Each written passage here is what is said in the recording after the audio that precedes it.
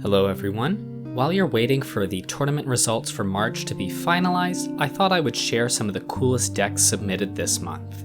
I wanted to begin by recognizing how awesome it is that folks in this community who hadn't tried the 3-card blind main event before jumped right in as a response to the video I shared asking people to join in on the fun. There were 99 brand new players this month, which is truly an astounding number. So as you can imagine, there were lots of decks that were super cool, but in the interest of keeping this video short, I'm only going to be sharing my 3 favorite ones. Before we talk about those decks, however, I want to pose kind of a mini puzzle or hypothetical to you. In the overwhelming majority of 3-card blind games, a deck can usually not have a better outcome when they are on the draw rather than the play. There are some rare exceptions, however, and in this month we saw a matchup where a player managed to get a tie when they were on the play and a win when they were on the draw. While you watch this video, I'd like you to consider how that might be possible, and at the end of the video I will reveal which decks were involved that created this unusual outcome. As a hint, I will let you know that neither deck involved in this strange match included Gemstone Caverns. Okay, so let's take a look at some of those cool decks. The first deck I'd like to share with you was submitted by Silver, who was playing Auntie Blight, Bad Influence, Ancient Tomb, and Mox Ruby. This neat little package gives you just enough mana to play Auntie Blight on turn 1, and you have your Ancient Tomb available to deal damage to yourself to increase the power of Auntie Blight. Auntie Blight is a fast, difficult to block win condition that scales very effectively, and even has built-in interaction on the card in case you need to kill some sort of pesky creature. It is very much an all of your eggs in one basket sort of deck, but Auntie Blight is a really cool card, and it's super interesting to see a deck that has a scaling threat and a form of interaction all glued together in one card. Our next deck was submitted by Mr. Cool Cookie, who was playing Bloodforged Battle Axe,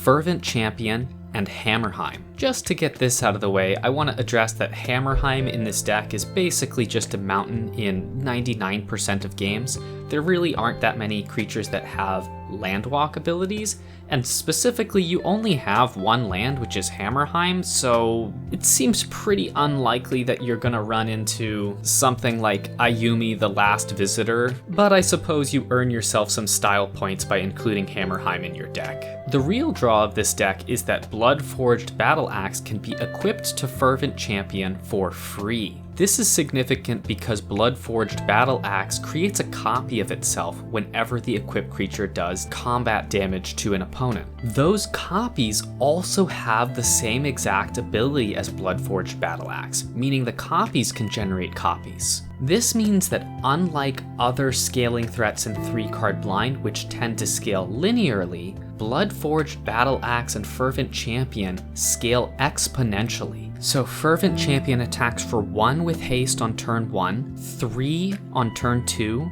5 on turn 3, 9 on turn 4, and a whopping 17 on turn 5. Although this deck is very vulnerable to removal, if the opponent is playing something that deploys a little bit slower, it can absolutely race an opponent into the ground. Okay, and the final deck I'd like to share with you today was submitted by Blue Bunny, and that deck was Chancellor of the Tangle, Aether Vial, and Phylactery Lich. I love this deck because each of these cards individually are personal favorites of mine, but they're married together with perfect synergy in this package. Chancellor of the Tangle gets us 1 mana to be able to play Aether Vial, but is also a very large top-end creature that will eventually get to pump out using Aether Vial itself. Phylactery Lich is our creature that we can put out earlier to begin to pressure life totals or to serve as a way to defend ourselves until we can actually put out the Chancellor of the Tangle. As a 5/5 creature with Indestructible, Phylactery Lich is an absolute powerhouse, but it requires us to have an artifact. Conveniently enough for us,